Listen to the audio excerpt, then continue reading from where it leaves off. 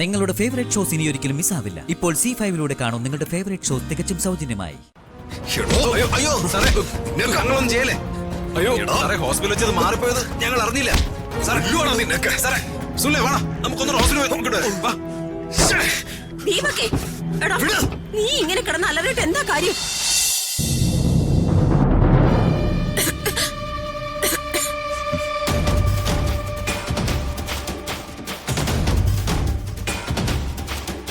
എന്താ madam? Sorry Raju. ഏയ് കുഴപ്പമില്ല മേഡം.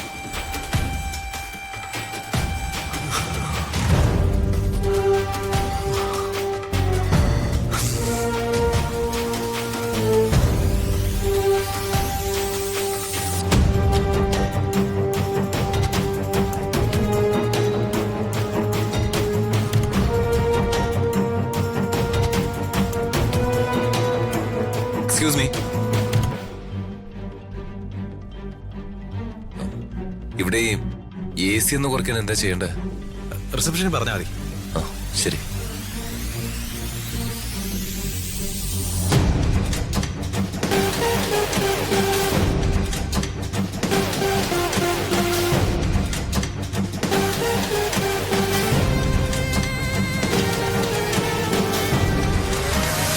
അയ്യോ, കുഞ്ഞെവിടെ പോയി? അയ്യോ,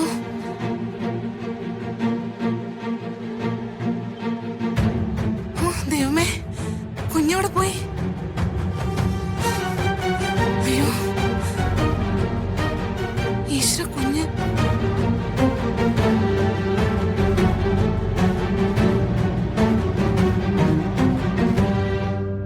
അയ്യോ, കുഞ്ഞിനെ കാണുന്നില്ല. ഡോക്ടർ, എന്താ എന്താ സിസ്റ്റർ? റൂമിൽ കുഞ്ഞില്ല. എന്താ കുഞ്ഞില്ലെന്നോ? സിസ്റ്റർ എന്തൊക്കെയാ പറയുന്നത്? സിസ്റ്റർ ഉറക്കപ്പിച്ചിട്ടാണോ? നേരെ ചെന്ന് നോക്കിട്ട് പറയും. വെറുതെ ബാക്കിയുള്ളൊരു ടെൻഷൻ എടുപ്പിക്കില്ല. അയ്യോ, സത്യമായിട്ട് കുഞ്ഞില്ല. ഞാൻ പോലീസിനെ വിളിക്കാൻ പോവാ. ഇത് വലിയ പ്രശ്നമാവും. എന്റെ പണി പോകുന്ന കേസാ. മേഡം വാ.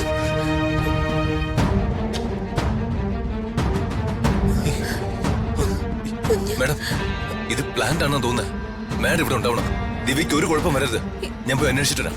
രാജു,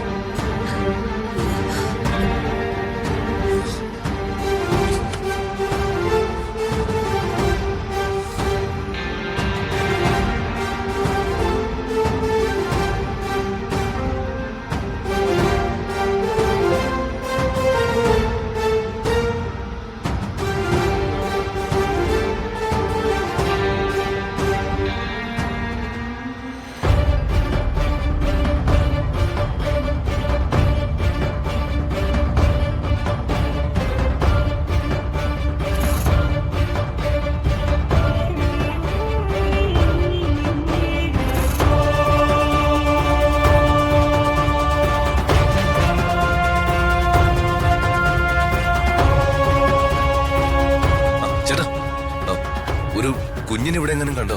കുഞ്ഞിനെയോ? ആ അതെ, തീരെ പൊടിക്കുഞ്ഞ, ഒരു കൈക്കുഞ്ഞ. കൈക്കുഞ്ഞ? എടോ, ഒരു കൈക്കുഞ്ഞിനെ ആരെങ്കിലും എടുത്തോണ്ട് പോകുന്ന കണ്ടോന്ന്? താൻ എന്തൊക്കെയാ പറയുന്നത്? ഞാനൊന്നും കണ്ടില്ല. അല്ല, ദൈവമേ, ദിവ്യയുടെ കുഞ്ഞ്.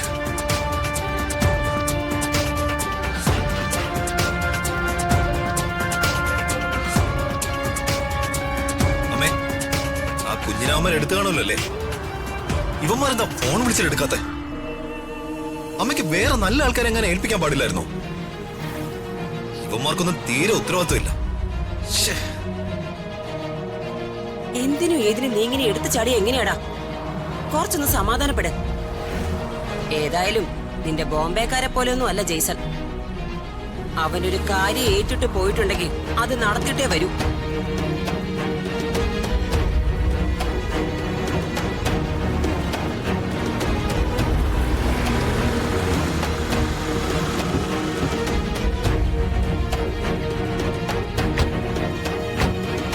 എന്താണ് ജെയ്സ, ഞങ്ങള് ഫോൺ ചെയ്തിട്ട് നീ എടുക്കാത്തത്? ഒന്നും പറയണ്ട അംബിക മാഡം.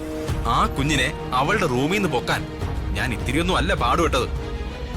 അപ്പൊ കുഞ്ഞിനെ നിങ്ങൾ എടുത്തോ? പിന്നെ എടുക്കാതെ? ഈ ജെയ്സൺ ഒരു കാര്യം ഏറ്റാ അത് നടന്നെന്ന് വിചാരിച്ചാ മതിയെന്ന് അംബിക മാഡത്തിന് അറിയാവുന്നല്ലേ? പിന്നെ അത് ഞാൻ ഇവനോട് പറയായിരുന്നു. അപ്പോഴാ നിങ്ങൾ വന്നത്.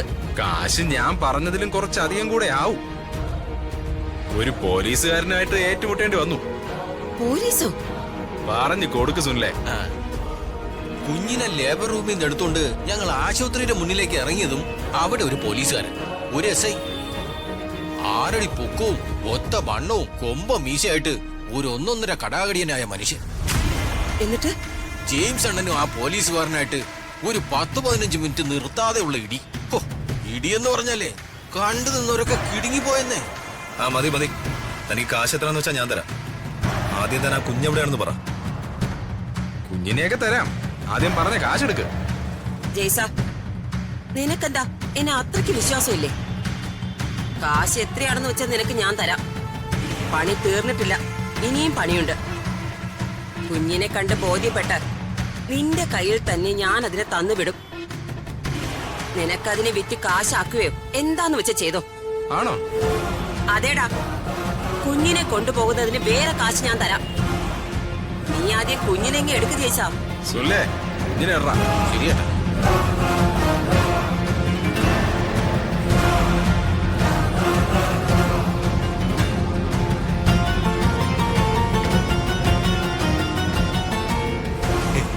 ഇവനാളൊരു സമാധാന പ്രിയനാണെന്ന് തോന്നുന്നു അല്ലേ ഏട്ടാ?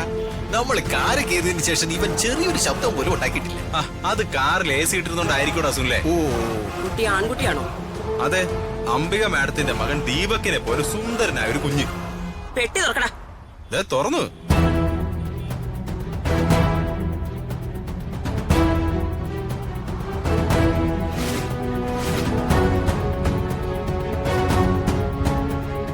അവന്മാരൊരു കുഞ്ഞ്. എടാ, ഇതാണോടാ ദിവ്യ പ്രസവിച്ച കുഞ്ഞ്? ഞങ്ങൾ എടുത്തോണ്ടപ്പോ ഇതിൽ കുഞ്ഞായിരുന്നു മാഡം. എവിടുന്ന് കിട്ടിയമ്മേ മണ്ടന്മാരെ? സത്യമായിട്ട് ഞങ്ങൾ ഇത് എടുത്തപ്പോ മനുഷ്യ കുഞ്ഞായിരുന്നു. എടോ, അയ്യോ സാറേ, ഞങ്ങളൊന്നും ചെയ്യലേ. അയ്യോ എടാ. സാറേ, ഹോസ്പിറ്റലിൽ വെച്ചത് മാറിപ്പോയത് ഞങ്ങൾ അറിഞ്ഞില്ല. സാറേ, ഇല്ലുവാണോ നിന്നൊക്കെ? സാറേ, സുനിലെ വേണം, നമുക്കൊന്ന് ഹോസ്പിറ്റലിൽ പോയി നോക്കിട്ട് വരാം. വാ. ദീപക്കേ, എടാ, വിട്. നീ ഇങ്ങനെ കിടന്ന് അലറിയിട്ട് എന്താ കാര്യം? പിന്നെ ഞാൻ എന്ത് ചെയ്യണം? അവന്മാര് പോയിട്ടില്ലേ? അവന്മാര് കണ്ടുപിടിച്ചോണ്ട് വരും. പിന്നെ ലോകത്തെങ്ങും വാടക ഗുണ്ടകൾ ഇല്ലാത്ത പോലെ അമ്മയ്ക്ക് എവിടുന്ന് കിട്ടിയ മണ്ടന്മാരെ? എടാ, എന്നെ കൊണ്ടൊന്നും പറയിപ്പിക്കണ്ട. എടാ, ദീപക്കേ.